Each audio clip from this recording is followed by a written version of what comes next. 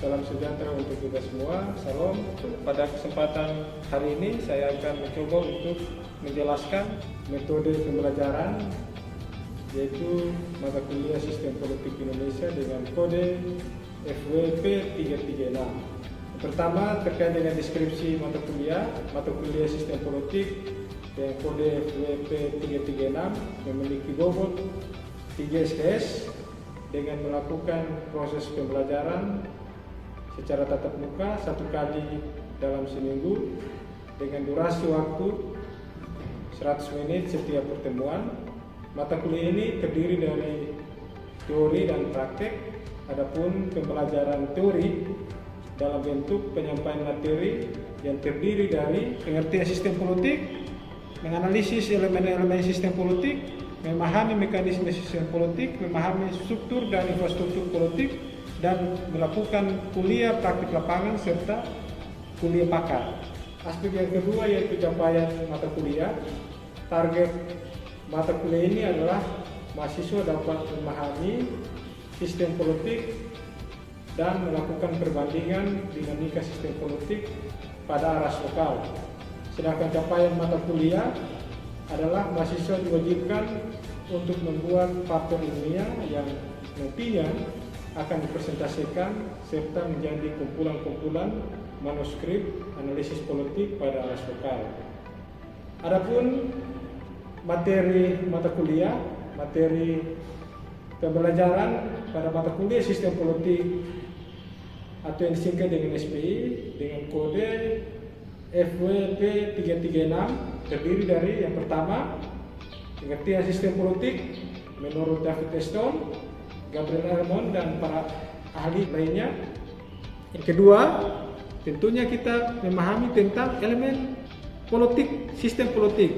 Yang ketiga adalah mekanisme sistem politik menurut David Eston, Gabriel Elmond, dan para ahli yang lainnya. Yang keempat, memahami tentang sistem politik dalam berbagai perspektif historis, struktur fungsionalnya, budaya, politik, bisnis. Kemudian pada pertemuan kelima, memahami tentang konsep-konsep infrastruktur politik dan infrastruktur politik. Yang keenam, kita juga mempelajari tentang peran masyarakat keluarga negara dalam sistem politik di Indonesia. Kemudian yang ketujuh, UTS. UTS ini dalam bentuk mereview jurnal ilmiah yang berkaitan dengan jurnal-jurnal dalam sistem politik. Yang kedelapan, kita mempelajari tentang militer dalam sistem politik di Indonesia. Yang kesembilan, bisnis dan politik dalam sistem politik. Pertemuan ke-11, kita melakukan kuliah praktek lapangan. Yang ke-12, kita mempresentasikan paper mata kuliah lapangan. Kemudian yang ke-13, kita melakukan kuliah pakar dengan tema-tema dinamika politik pada aras lokal. Pada pertemuan ke-14, kita akan melakukan diskusi kelompok. Pertemuan ke-15, kita akan mereview proses perjalanan perkuliahan dari awal sampai akhir sebelum kita memasuki proses evaluasi pembelajaran akhir. Kemudian yang terakhir kita akan melakukan evaluasi ujian akhir semester. Adapun sistem pembelajaran, di dalam sistem pembelajaran mata kuliah sistem politik ini kita akan memadukan teori dan praktek dengan proporsi 9 tatap muka teori, kemudian 3 praktek kuliah lapangan, serta 1 review jurnal, dan 2 melakukan evaluasi pembelajaran. Adapun aspek interaksi antara mahasiswa dan dosen pada kondisi pembelajaran COVID-19, pada masa COVID-19, kita menggunakan Zoom meeting yang itu difasilitasi oleh pihak fakultas institusi ini dalam melakukan proses pembelajaran tatap muka. Kemudian ada juga kita menggunakan media classroom. Media classroom ini adalah kita mengirim soal-soal diskusi materi-materi itu kemudian nanti akan di-download atau dipelajari oleh seorang mahasiswa. Kemudian pada aspek penilaian mahasiswa, tentunya di dalam penilaian terhadap hasil mahasiswa itu didasarkan pada beberapa aspek, yaitu yang pertama tugas kelompok atau individu, yang kedua adalah tugas review jurnal, yang ketiga adalah ujian tengah semester, yang keempat adalah ujian akhir semester, serta presensi perkuliahan. Namun sebelum menentukan besaran indikator penilaian itu disesuaikan dengan kesepakatan antara para dosen dan mahasiswa pada awal kontrak perkuliahan. Kesepakatan antara dosen dan mahasiswa ini pada forum perkuliahan itu untuk menjunjung prinsip penilaian yang adil, objektif, dan transparan. Itulah proses pembelajaran mata kuliah sistem politik dengan bobot 3 SKS. Sekian, terima kasih. Wassalamualaikum warahmatullahi wabarakatuh. Salam sejahtera untuk kita semua. Salam.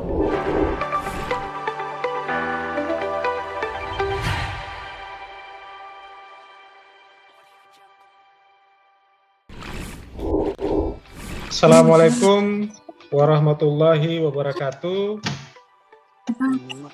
Waalaikumsalam warahmatullahi wabarakatuh. Selamat pagi, salam sejahtera untuk kita semua. Shalom. Shalom. Shalom. Pada pertemuan kali ini adalah pertemuan kedua. Pertemuan pertama, Pak Syukur sudah menguraikan beberapa hal ya. Anda ini kan semester. Hari ini kita masih mereview, kemudian memahami tentang pengertian sistem politik di Indonesia. Tentunya mata kuliah ini ada juga dari mahasiswa dari Setia Alaska ya, yaitu tentunya memiliki mata kuliah yang sama. Mata kuliah ini diasuh oleh Profesor Kacumarijang, yaitu buku tentang sistem politik Indonesia, konsolidasi demokrasi pasca Orde Baru. Buku ini sebenarnya dia banyak menceritakan tentang dinamika sistem politik pasca Orde Baru ya. Dia sudah pada ranah. Nah ini kalau kita belajar tentang mata kuliah sistem politik, ini kan nanti akan kita bertanya ya, kan kita akan ada ciri-ciri dari sistem ya. Jadi sistem itu sebenarnya memiliki 3 ciri. Negara itu kan dia tidak lahir secara tunggal, tetapi ada kegiatan-kegiatan, ada aktivitas. Aktivitasnya adalah kekuasaan ya, ada perebutan kekuasaan di dalamnya. Jadi negara ada kekuasaan yang mencoba untuk atau yang disebut dengan David Stone mengibaratkan politik atau sistem politik itu adalah penjawantahan nilai-nilai bagi suatu masyarakat secara sah. Jadi menurut David Stone ini bahwasanya sistem politik itu adalah penjangkauan. Jadi kalau misalnya saya contohkan, misalnya pemerintah membuat tentang undang-undang pertambangan atau minerba. Kalau kita mengkaji dari sebuah aspek sistem politik, maka tentunya dia ada di dalam lingkungan itu ada pengaruh lingkungan internasional. Nah nanti di slide berikutnya akan dijelaskan. Tetapi secara sederhananya begini, depolitical system itu maksudnya adalah itu berada pada ranah kekuasaan. Dia berada pada wilayah eksekutif dan legislatif. Secara sederhananya begitu. Depolitical misalnya tuntutan. Jadi tuntutan itu adalah kalau misalnya adalah konteksnya lingkungan politik, lingkungan sosial, masalah-masalah sosial, dia harus berawal dari sebuah tuntutan. Dari tuntutan itu kemudian dia masuk pada depolitical system. Entah itu dia melalui saluran lembaga legislatif, ya. Jadi tuntutan itu dalam bentuk masukan. Masukan itu bisa saja dia hadir dari lingkungan masyarakat. Jadi ada lingkungan. Kemudian kalau konteksnya adalah misalnya kita contohkan masyarakat di sebuah desa itu membutuhkan pembangunan rumah sakit misalnya. Dia harus masuk pada wilayah depolitical system itu, dia harus bertemu dengan komunitas-komunitas politik. Nah, komunitas-komunitas politik ini adalah ada di situ lembaga legislatif, ada DPRD yang dia harus bertemu. Dia tidak bisa melalui saluran-saluran lain. Jadi tuntutan yang masuk itu dia tidak bisa melalui saluran lainnya. Walaupun mungkin saja komunitas politik itu kan, makanya kalau Anda melihat tentang bagaimana pembahasan Undang-Undang Minerba, itu kan dia berkaitan dengan investasi. Pasti akan ada pengaruh-pengaruh lingkungan internasional. Nah, ini makna input ya, yang tadi sudah dilihat di gambar tadi, ada input ya. Input itu adalah energi dari sebuah sistem. Jadi tidak mungkin sebuah kebijakan itu, produk kebijakan itu dia langsung outputnya ya. Tetapi energi sistem itu maksudnya adalah dia harus berawal dari sebuah input, tuntutan-tuntutan yang masuk ya. Nah, ini kalau dalam bahasa input itu sebenarnya mengacu pada pemenuhan alokasi sumber yang terbatas. Jadi tuntutan itu maksudnya alokasi sumber yang terbatas, karena memang mungkin saja ya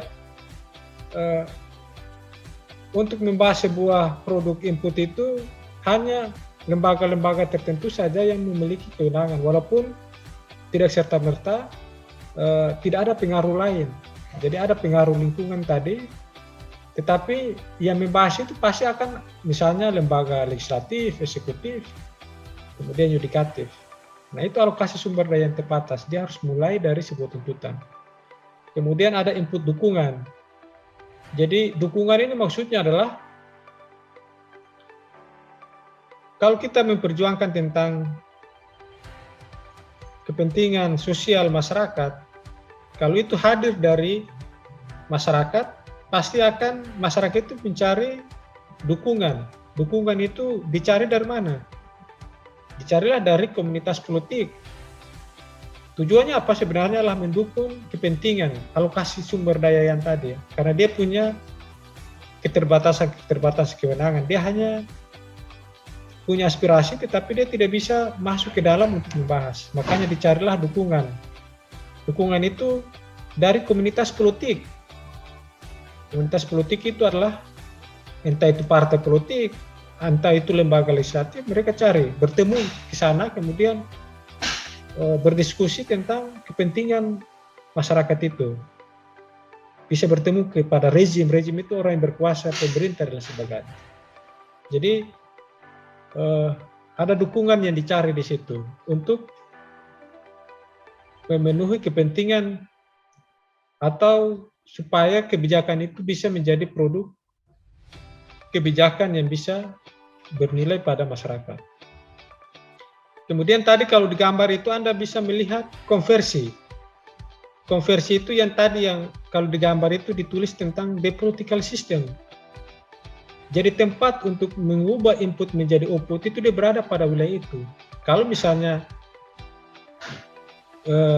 kita analogikan dia pada lembaga-lembaga pemerintahan, itu kan misalnya di DPRD. Nah, itu mengkonversikan segala macam tuntutan itu di wilayah situ, di political system itu. Harus dibahas dulu. Harus berbagai macam pandangan. Kalau misalnya Anda pernah mengikuti rapat paripurna DPRD, itu kan ada misalnya rapat komisi ya yang membidangi kesehatan politik, itu kan misalnya dipanggillah menteri-menteri.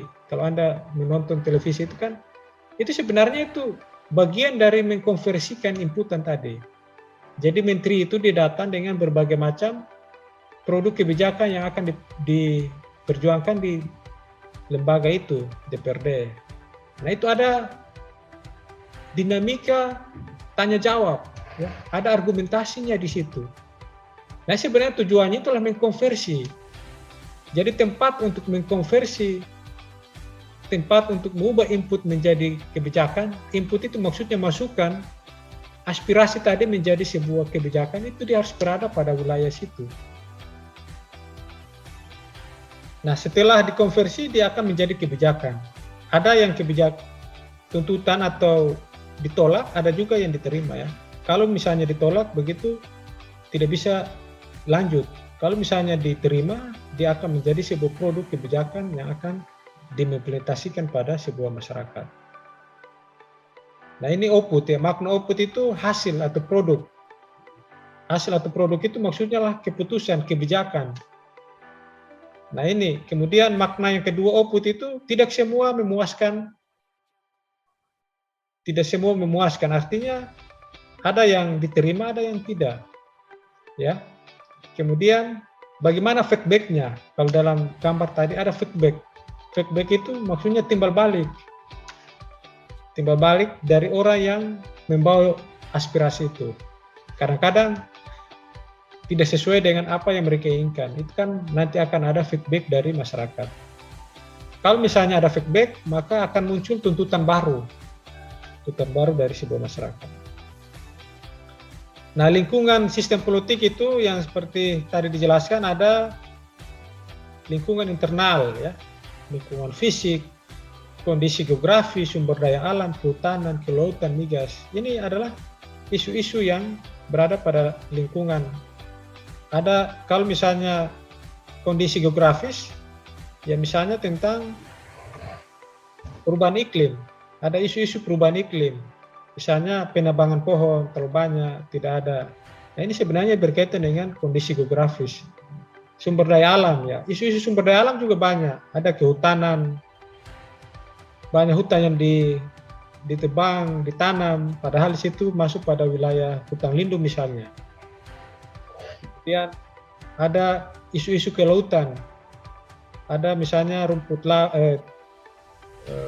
pembunga ikan, kemudian menggunakan alat-alat kimia di laut, itu akan merusak lautan. Kemudian misalnya lingkungan fisik, isu-isu migas, banyak sekali isu-isu migas tentang perminyakan, ya, kerusakan lingkungan dan lain sebagainya. Kemudian kondisi geografi. Nah, isu-isu kondisi geografi juga misalnya tentang tingkat laju pertambahan penduduk, angka pengangguran, tingkat pendidikan, gender, kondisi sosial, politik dan lain sebagainya. Nah, ini yang dimaksud dengan lingkungan internal seperti itu, kondisi hukum, ekonomi, migas.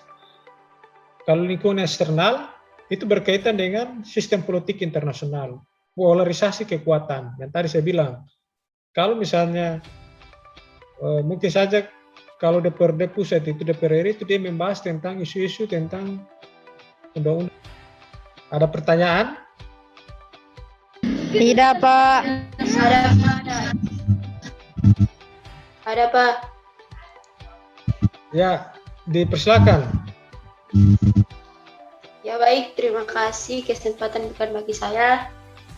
Pertama-tama selamat pagi, shalom, barakatum semua. Salam. Pak, saya akan bertanya terkait dengan tadi apa yang sudah dijelaskan oleh Pak. Pertanyaan pertama, tadi saya sempat dengar dijelaskan bahwa di dalamnya depolitik sistem.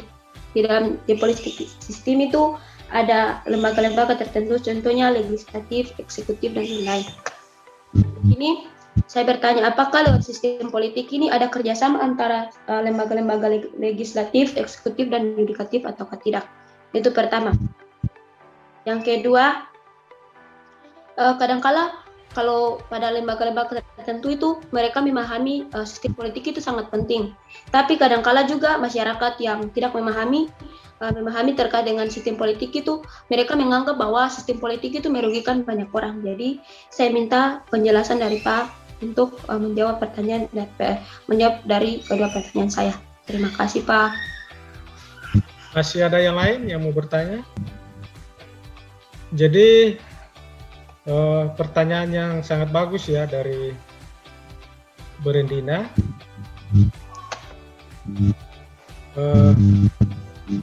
Kalau misalnya terkait dengan pengaruh-pengaruh dalam sebuah sistem politik ya. Jadi sebuah produk kebijakan yang dihasilkan oleh pemerintah itu kan sebenarnya dia berawal daripada tuntutan ya, aspirasi yang tadi. Jadi harus berawal dari aspirasi. Tidak ada saluran lain yang bisa digunakan oleh negara. Jadi negara itu sudah menciptakan atau membuat sebuah sistem politik, itu dia harus bermulai dari mana, kemudian berakhir dari mana. Nah, terkait dengan sistem politik, nah pasti di dalam the political system itu ada kerja-kerja sama yang dilakukan. Ada komunikasi politik yang dibangun di situ. Misalnya ketika Anda melihat tentang dinamika paripurna di dalam DPRD, itu kan kalau Anda share di internet, itu banyak sekali, misalnya ada pembahasan APBD di Maluku Tengah, ada anggota DPRD kemudian membanting ini, itu sebenarnya polarisasi kepentingan di situ. Ada komunikasi yang dibangun. Jadi komunikasi yang dibangun itu ada komunikasi vertikal, ada komunikasi horizontal di dalam sistem politik. Kalau komunikasi vertikal itu secara, misalnya kalau misalnya kepentingannya adalah di DPRD mencoba memulai komunikasinya dari kemudian mencoba berkomunikasi dengan pemerintah misalnya. Jadi ketika kebijakan itu dia mentok, misalnya konflik kepentingan yang tadi saya contohkan misalnya di pembahasan APBD di Maluku Tengah ya, ada anggota DPRD kemudian banting-banting meja, melakukan argumentasi yang tidak diterima. Nah itu sebenarnya dia mencoba membangun sebuah komunikasi. Jadi dia mencoba untuk menciptakan pertikaian. Jadi terkadang Anda juga harus membaca bahwasanya di dalam misalnya the political system itu kan dia DPRD itu kan terdiri dari berbagai macam fraksi.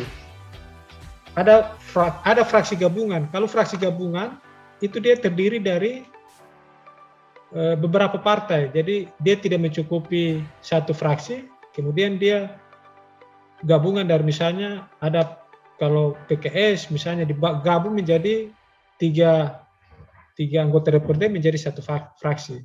Nah di dalam dinamika sistem politik di tingkat lokal itu kan ada partai-partai yang berkuasa. Partai-partai yang berkuasa itu kemudian dia menjadi ketua DPR misalnya. Secara otomatis kan di dalam perumusan kebijakan itu terkadang partai-partai yang berkuasa itu selalu menang. Kenapa dia menang di dalam merumuskan kebijakan-kebijakan publik? Karena secara kuantitas itu dia banyak ya. Jadi di DPRD itu kan selalu berakhir dengan voting. Nah, tetapi tidak menutup kemungkinan partai-partai kecil itu juga ada bangunan komunikasi yang dibangun di situ. Ketika berbagai macam kebijakan dia itu tidak diakomodir atau tidak masuk begitu, dia mencoba untuk melakukan komunikasi-komunikasi yang disebut dengan komunikasi non formal. Jadi kalau rapat itu komunikasinya komunikasi formal antara fraksi dengan pimpinan. Tetapi ada komunikasi-komunikasi lain kalau dalam dinamika politik lokal. Ada komunikasi non formal. Komunikasi non formal itu adalah komunikasi misalnya pertemanan. Jadi kalau misalnya dia bawa tuntutannya ditolak di forum-forum resmi, dia mencoba untuk melakukan komunikasi-komunikasi lain, komunikasi non formal, pertemanan, sesama satu etnis, satu agama, dia banyak yang dibangun. Jadi tidak serta-merta secara normatif di dalam sistem politik itu dia seperti itu. Tetapi ada kearifan lokal, ada budaya yang dibangun di situ. Ada keberagaman yang dibangun di dalam dinamika. Jadi kalau pertanyaannya ada komunikasi, pasti akan ada komunikasi yang dibangun. Jadi kira-kira begitu ya, Berendina. Iya, Pak. Makasih, Pak. Kemudian masih ada yang lain? Saya, Pak. Ya, Jusna, silakan. Saya di sini mau bertanya, bagaimana pengaruh negatif tentang sistem politik di Indonesia, Pak? Nah, pengaruh terkait dengan pengaruh negatif, jadi semua orang yang membawa sebuah tuntutan di dalam sebuah masyarakat, pasti dia menginginkan aspirasinya, tuntutannya yang dibawa itu harus sesuai dengan yang diharapkan ya. Pasti secara manusiawi, pasti dia mau seperti itu. Tetapi dia harus dibahas di dalam sistem politik tadi, dibahas. Kemudian ada perdebatan, ada pertentangan yang lahir di situ. Kemudian terkadang dia berdampak negatif ya. Misalnya ada pengaruh-pengaruh lingkungan internasional. Jadi misalnya produk kebijakan yang berdampak negatif, misalnya Anda lihat banyak itu. Ada berbagai macam perda-perda ya. Dari hasil rilis dari Kementerian Dalam Negeri, itu kan banyak sekali produk-produk yang dihasilkan oleh pemerintah dan DPRD itu dia tidak memenuhi standar legislasi nasional atau disebut dengan perda yang gagal.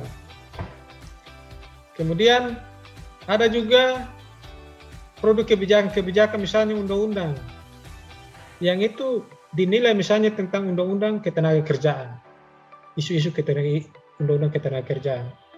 Itu kan dari sebagian kalangan menganggap bahwa produk undang-undang itu merugikan ya. Nah ini sebenarnya itu yang disebut dengan ada produk dari sistem politik itu berdampak negatif ya seperti itu. Yang tadi yang digambarkan oleh David Teston bahwa tidak selamanya tuntutan atau dukungan yang kita bawa itu dia akan sesuai dengan yang kita harapkan.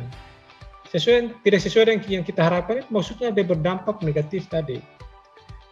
Jadi dampak negatif itu bukan saja produk undang-undangnya, tetapi terkadang aspirasi kita itu tidak sesuai. Misalnya kita usulkan bangun saluran drainase itu 4 kilo, tetapi yang dirumuskan atau yang disahkan di dalam lembaga-lembaga negara dalam sistem politik itu misalnya dia hanya dialokasikan dalam kebijakan itu menjadi 1 kilo pembangunan drainase. Nah ini kan sebenarnya tidak sesuai dengan yang kita harapkan. Yang kita harapkan 4 kilo tetapi yang dibangun 1 kilo misalnya. Nah ini jadi semua kebijakan dalam sistem politik pasti akan ada berdampak negatif. Ya, dampak negatif itu salah satunya tidak sesuai dengan yang kita harapkan itu. Nah, ketika kebijakan itu tidak sesuai dengan yang kita harapkan, kemudian dia menjadi feedback. Karena itu akan dikembali lagi pada masyarakat. Jadi kebijakan itu dia datang dari masyarakat, atau yang kalau Anda lihat pengertian Abraham Lincoln mengenai demokrasi pemerintah dan rakyat oleh rakyat dan untuk rakyat. Jadi output kebijakan itu dari masyarakat dia akan kembali lagi, ada feedback. Feedback itu ketika masyarakat tidak terima, dia akan menghadirkan yang namanya tuntutan baru. Dia akan memperjuangkan tuntutannya karena tidak sesuai dengan yang diharapkan. Nah kira-kira seperti itu makna negatif di dalam sebuah sistem politik yang kita